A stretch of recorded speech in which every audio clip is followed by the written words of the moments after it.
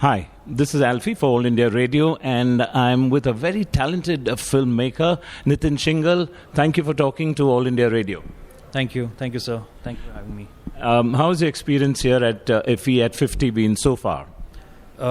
This is my first IFFI. My film has been screened at IFFI for the first time, and it's been a very proud moment for me because you get invited by the INB Ministry and the government of Goa, and the scale of this festival is so huge that as a filmmaker you always feel proud that your film is being watched and talked about by so many people. So I think it's a proud moment for me and my team. Wonderful. Where did this journey of filmmaking begin for you? I think it all happened in 2000. In 2000, I guess, when I was just in the middle of my business school, and there was something in me which I wanted to do in filmmaking, but I never had an idea. So when I was doing my post-graduation in business, and then I realized that this is something I don't want to do. I don't want to do a corporate job, and I thought, getting something to do in films or advertising would make me happy. And then I started exploring things, and then having an idea that I want to work in the film industry.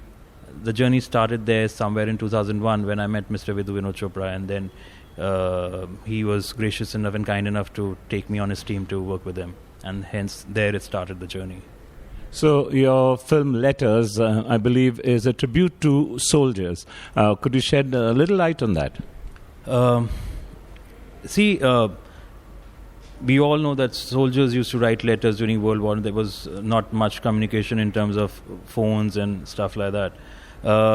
So when I started exploring about what soldiers used to write in terms of to their families' home, it talked about letter censorship, which was very rampant during World War I and World War II. And they had to do that because it led to a lot of espionage. And so Letters is a story about these soldiers who've been there out for months and years, fighting in the trenches, not knowing whether they return home. The only source of hope for their families when they would receive letters, or for the soldiers when they would receive letters from them. I think it was a beautiful thing to explore, and hence Letters is all about that. Yes, and in this digital world, I think it is so important that we continue to write letters. What about any experiences with radio? After all, we are All India Radio. Sadly, sir, I come from an age where I saw transition of black and white TVs to color TVs. And radio, I think I must be very, very small, probably in the womb or just outside the womb when radio... not many memories, but I think I remember a few Saradon ads, or because All India Radio for me brings a lot of nostalgia.